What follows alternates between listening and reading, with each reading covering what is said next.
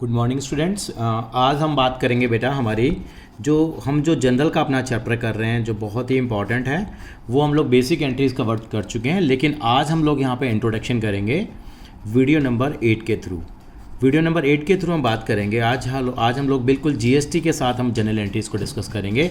तो सबसे पहले हमें समझना पड़ेगा कि जीएसटी क्या है। तो मैं आपको थोड़ा सा बताना चाहूँ, जो हमारा चैप्टर नंबर 8 था, अगर हम टी.एस. ग्रेवाल के सीक्वेंस में जाते हैं तो चैप्टर नंबर 8 हम कंप्लीट कर चुके हैं, लेकिन चैप्टर नंबर 9, 10 और 11 जो है, जो ग्रेवाल साहब ने बनाए हुए हैं, उसके अंदर हमारे पास लेजर है, हमारे पास कैश बुक है, हमारे पास सब्सिडरी बुक है। ये नए अटपटे लग रहे होंगे आपको नाम, लेकिन इसके बाद उन्होंने ये दिया हुआ है। मैं आपको बुक के थ्रू थोड़ा समझाना चाहूँगा, जहाँ पर कि हमारा जो चैप्टर ख़त्म होगा उसके बाद हमारे पास accounting for goods and services है। यानी कि चैप्टर नंबर 11 जो है आपका, चैप्टर नंबर 11 का जो 44 पेज ख़त्म होता है, उसके बाद हमारे पास क्या शुरू होता है बेटा? ये शुरू होता है accounting of goods and service tax. ठीक है, यानी कि ये हम लोग उसके बात करेंगे, गुड्स एंड सर्विस टैक्स की बात करेंगे। और आज हम उसके ऊपर बात करेंगे आखिर जीएसटी है क्या। थोड़ा सा मैं आपको बेस बताता हूँ। ये जीएसटी हमारे मोदी गवर्नमेंट की बहुत बड़ी उपलब्धि है और ये हमें समझना पड़ेगा आखिर क्या है, जीएसटी कैसे तैयार हुआ। ये वीडियो नंबर 8 है। 1 जुलाई 2017 को हमारे इंडिया के अंदर में बिल्कुल जीएसटी इंट्रोड्यूस हुआ था। क्या इंट्रोड्यूस हुआ था बेटा? जीएसटी हमारे यहाँ इंट्रोड्यूस हुआ, गुड्स एंड सर्विस टैक्स। क्या नाम बेटा इसका? Goods and service tax. इससे पहले हमारे इंडिया के अंदर बेटा वैट सिस्टम चला करता था, और उन सबको हटा करके इन्होंने एक नया टैक्स लेके आए, यानी कि 17 टैक्सेस को मिला करके, यस मैं लिखना चाहूँगा, समझाना चाहूँगा, 17 टैक्सेस को ख़त्म करके एक सिंगल टैक्स लाया गया जिसका नाम गुड्स एंड सर्विसेज टैक्स था। 1 जुलाई 2017 को आया था। और मैं ये भी बात बताऊँ, इस दिन उन्होंने एक काम और भी करा हम लोगों ने। या क्या हुआ, 30 जून को रात को 12 बजे के आसपास से टीवी पे बिल्कुल लाइव आ रहा था, और जहाँ पर कि ये सारी चीज़ें लॉन्च की गई। हमारे यहाँ लोकसभा राज्यसभा का कंबाइंड वो भी किया गया, उसके अंदर में 1 जुलाई 2017 को किया गया। और उसी दिन मोदी जी ने क्या करा, 12 बजे तालकटोरा स्टेडियम में दिन के 12 बजे चार्टर्ड अकाउंटेंट डे भी है बेटा, यहाँ CA डे भी मनाया जाता 1 जुलाई को। और सारे के सारे चार्टर्ड अकाउंटेंट को उन्होंने बुला करके वहाँ पे बड़ी अच्छी कॉन्फ्रेंस भी की थी तालकटोरा स्टेडियम के अंदर में, जहाँ की बड़ा अच्छी व्यवस्था थी वहाँ जब जीएसटी इंट्रोड्यूस किया था। ये मुझे इतना ध्यान आ रहा है यहाँ पे। तो आज हम जीएसटी की बात करेंगे, लेकिन मैं आपको एक बताना चाहूँगा, मोदी जी ने इस टैक्स को एक नया नाम दिया। वो गुड्स एंड सर्विसेज टैक्स की जगह उन्होंने बहुत अच्छी वर्ड बोली, उन्होंने कहा good and simple tax. Yes, क्या कहा हमारे माननीय प्रधानमंत्री जी ने? Good and simple tax. बहुत ही गुड, अच्छा और बड़ी साधारण सा टैक्स है, गुड्स एंड सिंपल टैक्स। और ये एक हमारे यहाँ जीएसटी बनाया गया। तो मैं आपको थोड़ा सा बताना चाहूँगा कि यहाँ पे किस किस तरीके से हमें बताया जाएगा। मैं थोड़ी आज पहले इस वाली वीडियो के अंदर में थ्योरी कवर करूँगा, और थ्योरी के लिए मैं बुक को ही थोड़ा सा मैं बेस लेके आपको समझाना चाह रहा हूँ। थोड़ा सा इसका प्रीफेस में क्या करूँगा, आपको समझाऊँगा बेटा यहाँ पे। तो मैं आपको बता दूँ, गुड्स एंड जो सिंपल टैक्स है, इसके अंदर में गुड एंड सिंपल टैक्स के अंदर में हमारी जो मोदी गवर्नमेंट ने है, वो जो टैक्स के जो स्लैब रखे हैं, मोटा मोटा जो क्या है, टैक्स के जो स्लैब रखे हैं बेटा, 5 स्लैब रखे हैं इन्होंने। कितने स्लैब रखे हैं बेटा? 5 स्लैब रखे हैं। एक 0% का रखा इन्होंने, एक 5% का स्लैब रखा, एक 12% का स्लैब रखा, एक इन्होंने 18% का स्लैब रखा, और एक 28% का स्लैब रखा। यानी कि इन्होंने कितने स्लैब रखे हैं बेटा? मोदी गवर्नमेंट ने 5 स्लैब रखे हैं इन्होंने। यानी कि हमारे यहाँ जो टैक्स लगेगा 5 ये अलग अलग इसमें लगेगा बेटा, स्लैब रेट के हिसाब से। किसी पे 0 लगेगा, किसी पे 5, किसी पे 12, किसी पे 18, किसी पे 28। आपको ये बड़ी क्यूरियोसिटी चल रही होगी, सर किस पे 0 लगेगा, किस पे 5 लगेगा? बिल्कुल, ये आप काम करेंगे, मैं आपको थोड़ा सा बता रहा हूँ। और मैं चाहूँगा जो भी इस वीडियो को देखें, प्लीज़ कमेंट बॉक्स में जरूर बताएं कि सर इसको पर 0% लगेगा, 5% है। तो हमारे पास बड़ी टैली तैयार हो जाएगी। जो हमारे डेली यूज़ के जो प्रोडक्ट हैं, या और भी हमारे जो काम में आने वाली चीज़ें हैं जो हमें सामने नजर आती हैं, उनके ऊपर कितना टैक्स लगेगा। आप सोचिए, कश्मीर से लेकर कन्याकुमारी तक कितने सारे प्रोडक्ट हैं जिनके ऊपर डिफरेंट टाइप का जीएसटी का रेट लगता होगा। तो मैं थोड़ी सी मैंने एक लिस्ट बनाने की कोशिश करी, ताकि आपको ये याद रहे कि 0% और 5% या फिर आपको याद करने की जरूरत नहीं है, लेकिन थोड़ी सी हमने एक लिस्ट तैयार की आपके लिए। तो 0% जीएसटी का मतलब जहाँ पे कोई जीएसटी नहीं लगा। उसके अंदर में जूट हो गया, आपका जूट प्रोडक्ट जो होते हैं हमारे पास, फ्रेश मीट हो गया, फिश हो गया, चिकन हो गया, एग हो गया, मिल्क हो गया, यस, हमारे पास बटर हो गया, कर्ड हो गया, ब्रेड हो गया, इनको ऊपर बिल्कुल जीएसटी जो है वो नहीं लगता है। ठीक है सर, तो आपको याद रखेंगे ये चीज़, आप है ना, ये चीज़ें याद रखिए, इनके ऊपर कोई जीएसटी लगता नहीं है। आप मिल्क लेके आते हैं, कोई जीएसटी नहीं लगता बेटे उसके ऊपर। ठीक है, आगे चलते हैं 5% जीएसटी किसके ऊपर लगता है, यानी कि जो हमारी ये 5 कैटेगरीज हैं, 5 कैटेगरी को हम बेटा डिस्कस कर रहे हैं। तो 5% जीएसटी किसके ऊपर लगता है? टी। चाय तो बहुत पीते हैं ना हमारे हिंदुस्तान के अंदर, चाय के बगैर तो शुरुआत ही नहीं होती, दिन की शुरुआत ही नहीं होती है। कॉफ़ी पीती है, हाई सोसाइटी में चली जाती है कॉफ़ी? नहीं, ऐसा कुछ नहीं, कोई भी कॉफ़ी पी सकता है। और मिल्क पाउडर हो गया, ठीक है जी। आपका क्या हो गया? पिज़्ज़ा ब्रेड हो गया, रेस्टोरेंट के बिल हो गया। रेस्टोरेंट का बिल आपको याद आएगा, अब जरूर चेक करना जब भी आप किसी रेस्टोरेंट में जाएंगे, आप हल्दीराम में जाइए, आप किसी में जाइए जो आपको पसंद हो, ठीक है। तो 5% आपको जीएसटी देना पड़ेगा। तो सर 12% जीएसटी किसके ऊपर लगता है? कंप्यूटर्स के ऊपर लगता है 12% जीएसटी। आप बाकी चेक करेंगे, अगर आपको और प्रोडक्ट नज़र आता है तो बिल्कुल आप कमेंट बॉक्स में लिख के बताएं कि हाँ सर इसके ऊपर ये जीएसटी लगता है। 18% जीएसटी किसके ऊपर लगता है? हेयर ऑयल के ऊपर लगता है। हेयर ऑयल, ये जो आप सुबह तेल लगाते हैं अपने बालों के अंदर में, टूथपेस्ट बहुत ज़रूरी है हमारे यहाँ, ठीक है। और सर्विसेज, जितनी भी सर्विसेज हैं, जैसे आपने क्या करा, आप कुछ बहुत सारी सर्विस प्रोवाइड करते हैं, उनके ऊपर कितना % जीएसटी लगता है? 18% जीएसटी लगता है, बिल्कुल। यानी कि आपने जैसे किसी को बैंक के अंदर में, आप बैंक ने चार्ज काट लिए आपके कुछ, उसके ऊपर आपका जीएसटी लगता है, वो भी 18% लगेगा। कोई भी सर्विस दी आपने, सर्विस इंडस्ट्री बहुत बड़ी है इंडिया के अंदर में, 62% तो सर्विस इंडस्ट्री है, तो बहुत सारी चीज़ें कितने % में कवर होती हैं? 18% में कवर होती हैं। 28% में जीएसटी क्या? स्मॉल कार, हाँ कार, ये कार तो लग्जरी है ना, स्मॉल कार हो चाहे बिग कार हो, कारों के ऊपर कितना जीएसटी है? 28% है। कोई भी लग्जरी आइटम यूज़ करते हैं, आपने देखा ना, होटल्स भी होते हैं, बड़े होटल्स के अंदर में आपको 28% जीएसटी देना होता है। सिगरेट, बिल्कुल, सिगरेट के ऊपर 28% टैक्स है। एयरेटेड जो हमारे ड्रिंक्स होते हैं, जो पैक्ड ड्रिंक्स होते हैं, उनके ऊपर भी कितना % जीएसटी लगता है? 28% जीएसटी लगता है। आपको समझ में आया? लेकिन दो चीज़ों का नाम जरूर याद रखेंगे, दो चीज़ें मेनली हम कहते हैं, एक्चुअली में बात करते हैं, अभी आपको पूरा थ्योरी पढ़ाएंगे। एक हमारा पेट्रोल जो हो गया, पेट्रोल है, पेट्रोल की कहानी बड़ी अजीब है, पेट्रोल के ऊपर कैसे टैक्सेशन लगता है, कभी इसके लिए एक डिफरेंट वीडियो लेके आएंगे। पेट्रोल जो हमारा हो गया, और एक हमारे पास लिकर हो गया, हमारे पास एल्कोहल हो गया, उसके ऊपर भी क्या होगा बेटा? आपका जो जीएसटी है वो अप्लाई नहीं होता। पेट्रोल और एल्कोहल के ऊपर हमारा पुराना ही क्या चल रहा है बेटा? सिस्टम चल रहा है। तो ये आपको जानकारी होनी चाहिए, जीएसटी की बेसिक जानकारी है। बाकी मैं और चीज़ आपको बताता हूँ जिससे आपको पता लगे कि जीएसटी को हमें किस तरह से समझना है। और एक बहुत इंपॉर्टेंट चीज़ है बेटा, जीएसटी जो होता है, जीएसटी के अंदर में रजिस्ट्रेशन कौन कराएगा, ये भी कवर होगा। जीएसटी में कौन रजिस्ट्रेशन कराएगा, यानी कि जीएसटी तो अब लगा दिया आपने, अब जीएसटी कौन देगा, कौन नहीं देगा, क्या रजिस्ट्रेशन कराना कंपलसरी है? कोई भी दुकानदार हो गया। तो हमारे यहाँ पे क्या रूल है, कोई भी बंदा अगर इंट्रा स्टेट सेल करता है, इंट्रा स्टेट का मतलब होता है विद इन द स्टेट, यानी कि दिल्ली में कोई बंदा काम कर रहा है, दिल्ली में काम करता है, और उसका टर्नओवर जो है, जो उसका क्या है बेटा? टर्नओवर है। अगर दिल्ली में अगर कोई काम करता है और उसका टर्नओवर जो आ रहा है, जो गुड्स का जो टर्नओवर आ रहा है, वो अगर 40 लाख रुपए से ऊपर आ रहा है, मोर देन 40 लाख, यानी कि उसकी पूरे साल में जो सेल होती है 40 लाख रुपए से ऊपर है, तो उसको जीएसटी नंबर लेना क्या है? मैंडेटरी है। हाँ, मैं दोबारा रिपीट कर रहा हूँ, अगर किसी का भी टर्नओवर का मतलब होता है बेटा सेल, किसी की भी सेल बिजनेस के अंदर में 40 लाख रुपए से ज़्यादा है सालाना, तो उसको क्या लेना ज़रूरी है? बिल्कुल उसको जीएसटी नंबर लेना ज़रूरी है, उसको रजिस्टर्ड कराना कंपलसरी है। अच्छा, सर्विसेज के लिए लिमिट अलग है बेटा। सर्विसेज का, गुड्स का मतलब कोई प्रोडक्ट बेचते हैं, सर्विस बेचते हैं आप।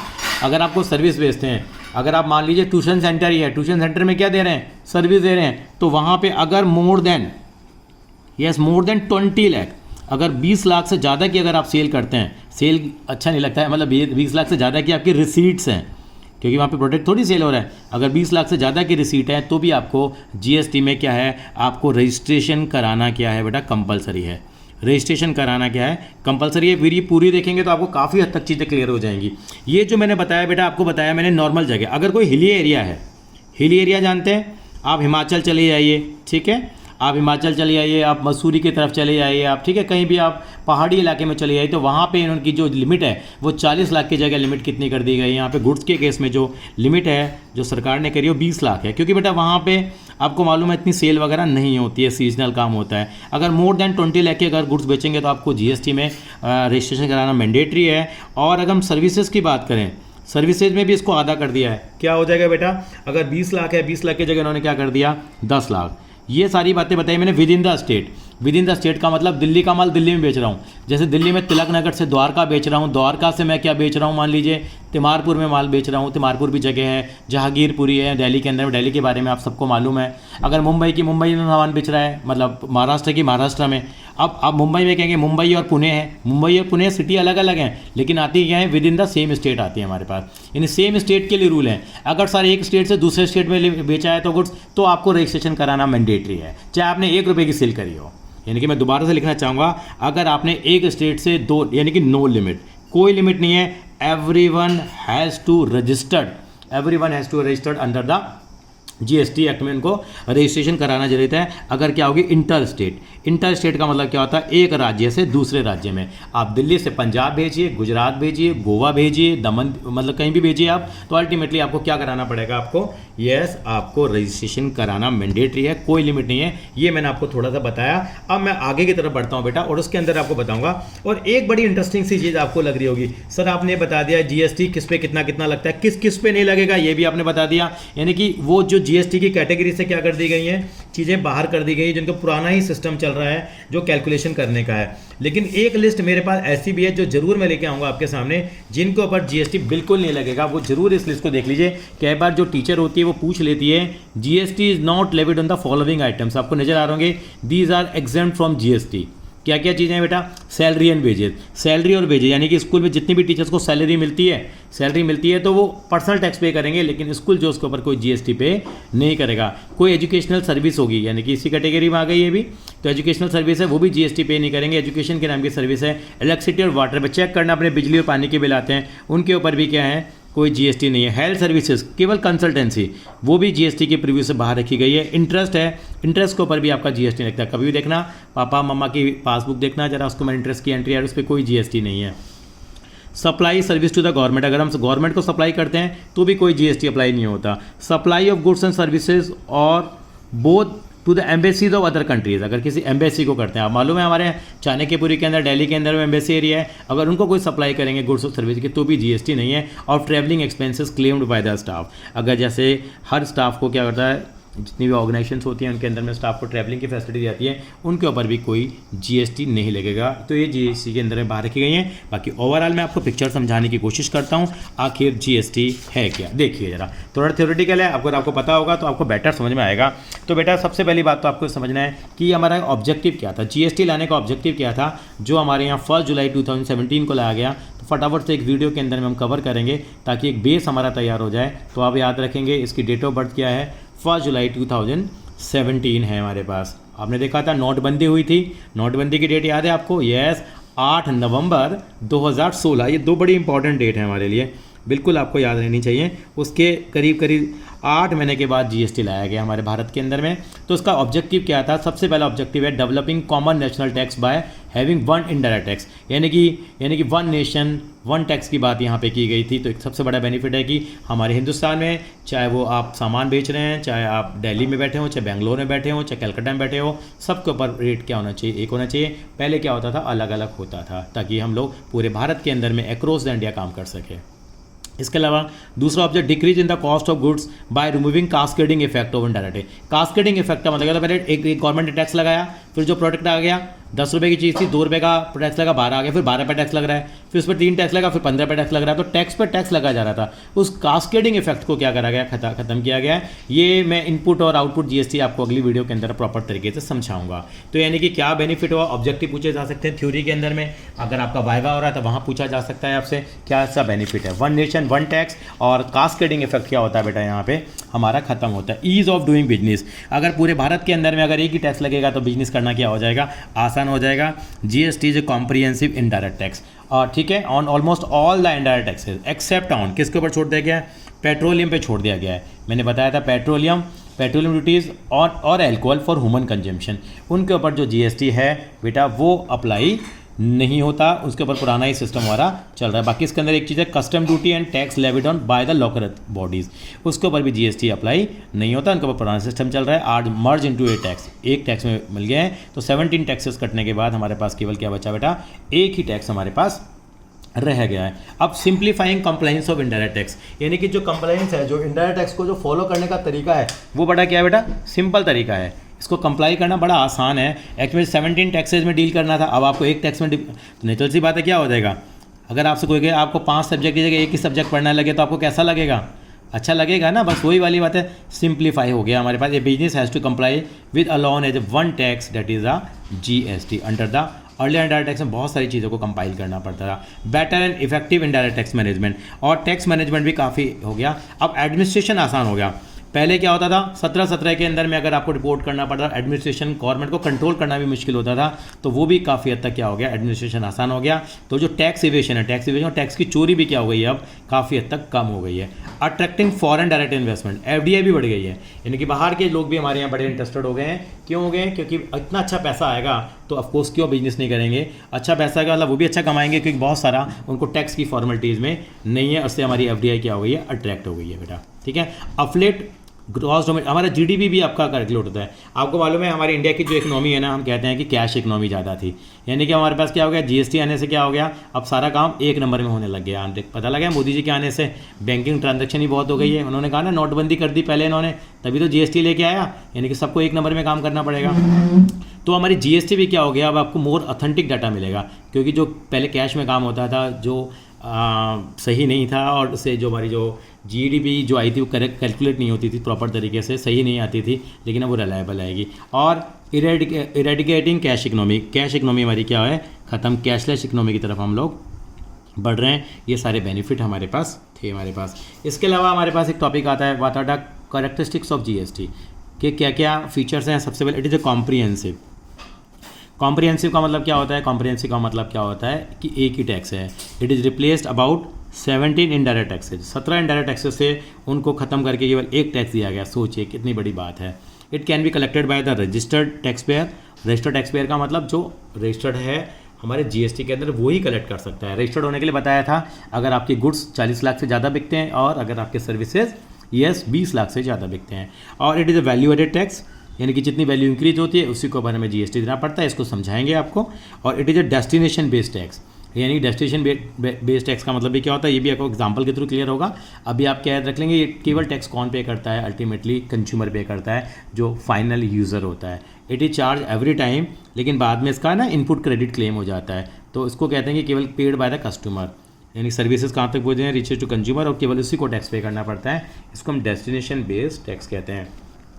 इसका नाम एक और भी है बेटा, इसको हम है it is supply based tax. Supply based tax का मतलब क्या होता है, GST charge by the seller. कौन सेलर चार्ज करता है, हमेशा सैलरी चार्ज करता है। और मैंने बताया भी था आपको, ये आप देख लीजिए यहाँ पे, if input credit of GST is paid, उसको हम एसेट मानते हैं। अगर हम इनपुट GST पे करते हैं, मतलब GST पे करते हैं, तो it is treated as an asset. अब बात आती है सर GST कलेक्ट करेंगे, तो यस GST कलेक्ट करेंगे तो it is not an income, it is a liability. मैं दोबारा लिख देता हूँ, GST जो होता है पेड हमारा एसेट होता है, और ये हमारे लिए क्या कहलाता है बेटा, लाइबिलिटी कहलाता है। क्योंकि हम दूसरों से कलेक्ट करते हैं तो हमें सरकार को पे करना है, हम खुद पे करते हैं तो एसेट हम लोग उसको मानते हैं, और बाद में उसका हमें क्या मिलता है, बेनिफिट मिलता है।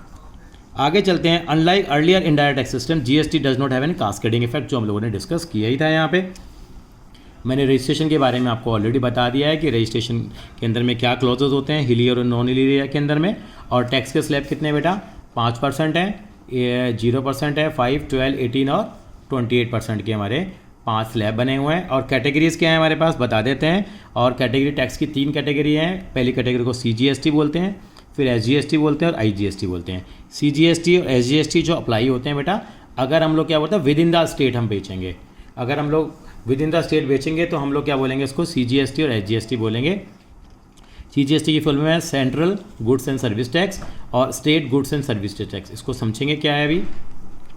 एक IGST कब अप्लाई होता है, जब when you are selling the goods from one state to another state, इसको बोलते हैं इंटर स्टेट सप्लाई।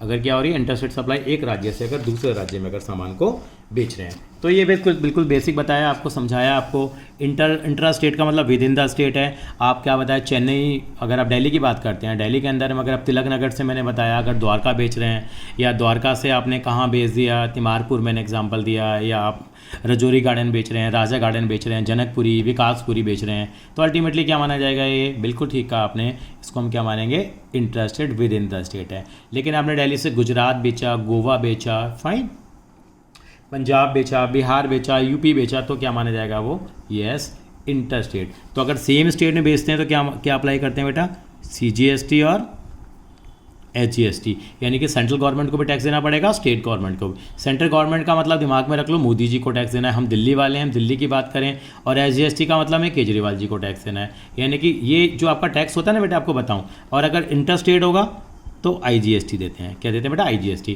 मान लो टैक्स का रेट 12% है, तो यहाँ कितना देते हैं? 12% देते हैं। यहाँ दोनों में बराबर बराबर बढ़ जाता है, 6 बढ़ जाएगा। अगर 18 होगा तो कितना होगा? 9 बढ़ जाएगा, यहाँ 18 ही रहेगा। अगर हमारा 5 है तो 2.5 और यहाँ 5 रह जाएगा। जब प्रैक्टिकल क्वेश्चंस करेंगे तो हमें काफ़ी चीज़ें क्या होंगी बेटा यहाँ पे क्लियर हो जाएगी, इसके हम ज़रूर बात करेंगे। इसके बाद में आते हैं बेटा, इतना करने के बाद मैं आपको बताता हूँ कि GST का मैकेनिज़्म क्या है, वो कैसे करते हैं। इसको मैं एक एग्जांपल के थ्रू यहाँ पे समझाने की कोशिश करता हूँ। देखिए बड़े बेहतर तरीके से समझाया है सर ने भी यहाँ पे बेटा अमृत ब्रदर्स है, मान लीजिए लिखा हुआ, अमृत ब्रदर ने सोल्ड करें 1000 नोटबुक टू फेयर स्टेशनरी। किसको बेचे हैं? और 50 रुपये की एक थी। अमृत ने किसको बेची है? फेयर स्टेशनरी को। फिर फेयर स्टेशनरी किसको बेची है? बताइए। यस, डेली सप्लाईज को। फिर डेली सप्लाई ने किसको बेची है? अल्टीमेटली किसको बेची है? कंज्यूमर को बेची है। ठीक है, 1000 पीसेज हैं, 50 का कितना हो गया? 50,000। तो अल्टीमेटली 50,000 की वैल्यू है हमारे पास। तो इसको ऊपर मान लीजिए 12% का टैक्स का रेट है। हमने क्या मान लिया? 12% का टैक्स का रेट है। अब कहाँ बेची है इन्होंने? हम मान रहे हैं कि इंटर स्टेट है, एक राज्य से दूसरे राज्य में। तो 50,000 पे 12% टैक्स देगा। कितना टैक्स लगा? 6,000। भैया GST सरकार को 6,000 देंगे हम लोग, तरीके देंगे, GST पेबल हो जाएगा, इतना पे करना है। अब इसने जो 50,000 के गुड्स हैं, आप समझेंगे, इस 50,000 के गुड्स को इसने यहाँ 70,000 का बेच दिया। कितने का बेच दिया? 70,000 का बेच दिया। कितनी वैल्यू ऐड हुई है? 20,000 रुपये। मैं समझाता हूँ। अब इन्हें 70,000 का बेचा तो पब्लिक से कितना कलेक्ट करेगा ये 70,000 का 12%, कितना हो गया? आप कहेंगे 70,000 इंटू 12/100 तो कितना आ जाएगा बेटा? वो 8400 आ जाएगा। कितना आ जाएगा? 8400। अब ये कहेगा सर मैंने तो 6,000 का टैक्स ऑलरेडी, 8400 आ गया। 8400 में से 6,000 रुपये अपनी पॉकेट में रख लेगा पहले, जो उसने पहले दिया है। किसने? अमृत वाले ने बेचा किसको? फेयर को। टैक्स किसने दिया? फेयर वाले ने दिया है। किसको? अमृत वाले को टैक्स दिया है। किसको दिया? अमृत ब्रदर्स को दिया है। तो अल्टीमेटली तो अमृत वाले को टैक्स दिया, तो फेयर वाले ने, तो फेयर वाले ने जब किससे टैक्स लिया? डेली वाले से लिया, तो उसमें से 6,000 रुपये निकाल के 2400 रुपये गवर्नमेंट को पे करेगा। अब इसने आगे बेच दिया, इसने 1 लाख का बेचा, 1 लाख में 12,000 आ गया। लेकिन 12,000 में से क्या करेगा ये? 8400 रुपये अपने क्या कर लेगा? काट लेगा अपने, जो उसने पे किया था। बाकी गवर्नमेंट को कितना मिलेगा? 3600 मिलेगा। तो गवर्नमेंट को टोटल 12,000 ही मिलता है, लेकिन अलग अलग बंदा देता है। अल्टीमेटली टैक्स कौन पे कर रहा है यहाँ पे? कस्टमर। सर बड़ा टेक्निकल सा लग रहा है, कुछ समझ में नहीं आया। कोई बात नहीं बेटा, हम बैठे हैं ना समझाने को। यानी कि आप यहाँ A बंदा बैठा हुआ है, ये B बंदा बैठा हुआ है, C बंदा बैठा हुआ है। ठीक है, A ने क्या करे? गुड्स 50,000 रुपये के थे, इसने क्या करा? A ने किसको बेच दिए? B को बेच दिए। B ने किसको बेच दिए? C को बेच दिए। और मान लीजिए C ने किसको बेच दिए? D को बेच दिए। D हमारा क्या है? फाइनल कस्टमर है। 50,000 के गुड्स से 12% का GST है, इसको बेच दिया 56,000 में। तो B ने कितना टैक्स पे करा? आप कहेंगे सर ये एंट्री के थ्रू हम बाद में समझेंगे। 6,000 का टैक्स पे कर दिया। ठीक है जी। अब इसने जो गुड्स थे 50,000 वाले, इसको बेच दिए। किसको बेच दिए? इसको बेच दिया। B ने किसको बेचे? C को बेचे। ये 70,000 के बेच दिए। अब 70,000 का 12% GST या 8400, ये GST किस कौन देगा? सर ये GST तो C देगा। C क्यों देगा? सर B ने C को बेचे हैं, पहले B ने दिया, अब कौन देगा? C देगा। अब C क्या क्या? अब C देगा यहाँ पे 8400 रुपये। 84 रुपये B के पास आ गए। B कहेगा 84 में से मैं कितने काट रहा हूँ? भैया 6,000 काट रहा हूँ। यानी कि B को अपनी जेब से कुछ नहीं किया, इसने 6,000 रुपये काट लिए। अल्टीमेटली कितना पे करा सरकार को? 2400 पे करा। ठीक है। अब इसने एक गुड्स से इसको बेच दिए 1 लाख रुपये के, कितना GST लगा? 12%, 12,000 रुपये। एक कस्टमर है, लास्ट है, ये लास्ट चेन है हमारी। अब C ने ये पैसा कलेक्ट कर लिया D से, बिल्कुल कलेक्ट कर लिया। अब C के पास कितना पैसा गया? 12,000। 12,000 में से कितने काट लेगा अपने? 8400 रुपये काट लेगा। यानी कितना पे करेगा सरकार को? 3600 रुपये पे करेगा। और पहले वाले ने कितना कलेक्ट किया? 6,000 रुपये कलेक्ट करा। 6,000 रुपये जमा, क्योंकि इसने पहले पे कर नहीं रखा था, तो शुरुआत थी जैन। सरकार को तो कितने मिलेगा? तीनों का टोटल करोगे तो बेटा, टोटल करेंगे तो 12,000 ही आएगा। 6,000 प्लस 2400 प्लस 30, तो सरकार को तो कितने मिले? 12,000 रुपये मिले। तो अल्टीमेटली पे किसने किया है? मरा कौन है यहाँ? कस्टमर। मैं बोलता हूँ कष्ट से मर, कस्टमर ही पे करता है। यानी कि GST किसको पे करना है? केवल हमारे प्यारे भोले भंडारी कस्टमर को पे करना है। इसलिए इसको बोलते हैं हम लोग क्या?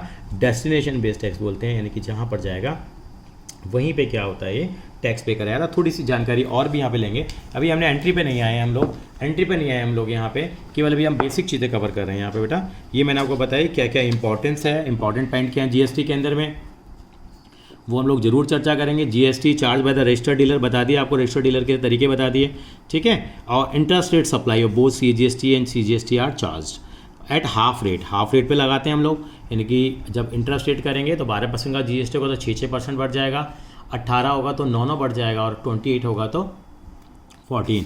और इंटरेस्ट रेट के ऊपर क्या लगता है, आईजीएसटी लगता है। सेलर जो चार्ज करता है उसको हम आउटपुट सीजीएसटी बोलते हैं, एंट्री किस तरह समझेंगे। जो परचेजर होता है उसके लिए क्या वर्ड यूज़ करते हैं हम लोग, इनपुट जीएसटी। और आपस में क्या होते हैं, एडजस्ट होते हैं, कैसे होंगे उस पर हम चार्ज बाद में करेंगे। ये एक इंपॉर्टेंट चीज़ है, आपकी नॉलेज के लिए बता रहे हैं, इतना वैल्यूएट नहीं होगा। यानी कि ये चीज़ें हैं, यानी कि जीएसटी जो पे करते हैं वो उसका हमें क्लेम मिल जाता है। लेकिन कुछ चीज़ें ऐसी होती है जिन पे जीएसटी क्लेम नहीं होता, उसको एसेट नहीं मानेंगे, एक्सपेंस मानेंगे।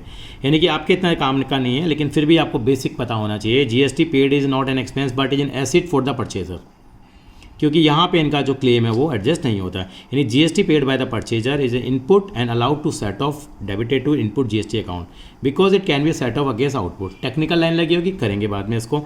GST paid is not an expense but is an asset for the purchaser, however in some of the cases वो अलाउ नहीं होता है। तो क्या क्या, रिपेयर कराई बिल्डिंग की, ठीक है, food and beverages expenses, restaurant का बिल, रिफ्रेशमेंट है, यानी किसी भी ऑर्गेनाइजेशन के अंदर में कोई खाने पीने की आइटम है, क्योंकि वहाँ पे अल्टीमेटली कंज्यूमर ही आप पे हो ना बेटा, इसलिए क्रेडिट नहीं मिलता।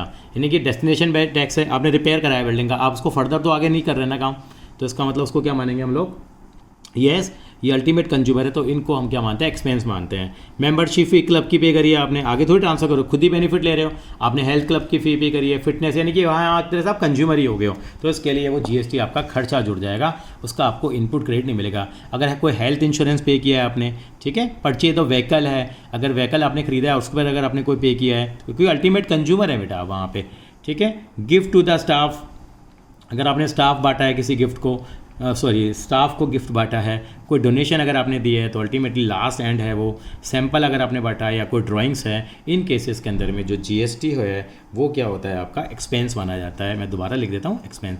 आपको आएगा नहीं इतनी चीज़ें, लेकिन बट ये है कि थोड़ा नॉलेज होता है तो हमारे को बेटर रहेगा बेटा, ठीक है। ये चीज़ होती है। और जीएसटी इन केसेस में रिवर्स हो जाता है, ये एंट्रियों के थ्रू समझेंगे बेटा जब आप करेंगे एंट्री। परचेज रिटर्न है, कैश डिस्काउंट रिसीव्ड है, ड्राइंग बाय द प्रोप्राइटर है, good restored by the fire है, गुड्स रिटर्न ऑफ कर रहे हैं, बेकार हो गए हैं, स्टाफ में बांट दिए फ्री में, डोनेशन दे दी, सैंपल दे दी, वहाँ पे हम करेंगे इन चीज़ों को। और ऐसे ही जीएसटी कलेक्टर जो होता है वो भी आउटपुट भी रिवर्स होता है आपका, वो सेल रिटर्न और कैश डिस्काउंट के अंदर होता है। वो बहुत ज़्यादा वो नहीं करना हमारे को। एक चीज़ और मैं जरूर आपको बताना चाहूँगा बेटा, है रिवर्स चार्ज के बारे में। What do you mean by reverse charge? Reverse charge means the GST is not charge by the seller but it is paid by the purchaser in the government account. यानी कि कुछ चीज़ें ऐसी होती है जहाँ पर कि जीएसटी चार्ज नहीं होता। यानी कि क्या होता है, यानी कि नॉर्मली जीएसटी सेलर कलेक्ट करता है, लेकिन रिवर्स चार्ज मैकेनिज्म चलता है यहाँ पे जीएसटी वो पे करता है जो परचेजर होता है। सर ये क्या बात है, ये तो नई बात लगी हमारे को। हाँ जी, आपको नहीं, नॉलेज के लिए है केवल, कोई एक एंट्री नहीं है, कोई कुछ नहीं पूछेगा आपसे, पता होना चाहिए कि यानी कि यहाँ पे जीएसटी कौन पे करता है, आपका जो परचेजर होता है। परचेज ऑफ गुड्स और services from unregistered tax payer, अगर हम कोई अनरजिस्टर्ड टैक्स पेयर से पे करते हैं, अगर अनरजिस्टर्ड और टैक्स कलेक्ट नहीं कर सकता, वो जब वो टैक्स ही कलेक्ट नहीं करेगा तो क्या करना पड़ेगा, हमें खुद ही टैक्स पे करना पड़ेगा, खुद ही पे करना पड़ेगा आके। Purchase of fee, payment of fee outside India, या payment of fee to the lawyer. आप कभी वकील करिए, आप बात करना, अगर आपके पेरेंट्स वकील हैं, आपके कोई रिलेशन वकील है तो वकील साहब से पूछना, वकील साहब आप जब आपको कोई फ़ी देता है तो क्या वो आपको पूरी फ़ी देता है और आप उस पर जीएसटी लगाते हो, या खुद ही वो जीएसटी पे करता है? वो कहेगा खुद ही वो जीएसटी पे करेगा, क्योंकि रिवर्स चार्ज मैकेनिज्म में आ जाता है। Payment of fee outside India, India के बाहर अगर कोई पेमेंट करते हैं। Payment for the use of copyright, यहाँ पर भी आपको जो कॉपीराइट यूज करेगा, जो पेमेंट करेगा, वो वहाँ पे क्या करेगा, आपका जीएसटी करेगा। अब आगे जाके हम लोग क्या आएंगे, सारी के सारी बेसिक एंट्री को कवर करेंगे और जीएसटी वाली एंट्री को हम कवर करेंगे। यहाँ पे ये मैंने आपको थोड़ा जीएसटी का इंट्रोडक्शन दिया आपको। ये हमारी पुरानी एंट्रियाँ होती थी, आपको मालूम है, ये आपको कुछ ज़्यादा कराने की ज़रूरत नहीं है, क्योंकि मैं जीएसटी की एंट्री पे आऊँगा, फटाफट से आप इनका लुक देख सकते हैं। ये आपको पेज नंबर 8 पे आपको दे रखी है, ये सारी बेसिक एंट्री हैं, इनको ऊपर नहीं जाएंगे। मेरा मेन काम क्या होगा, आपको जीएसटी की एंट्री कराना, जो हम अपनी नेक्स्ट जो वीडियो होगी उसके अंदर में जो 9th वीडियो हम बनाएंगे उसके अंदर हम आपको जीएसटी की जरूर एंट्री लिखाएंगे। थैंक यू बेटा।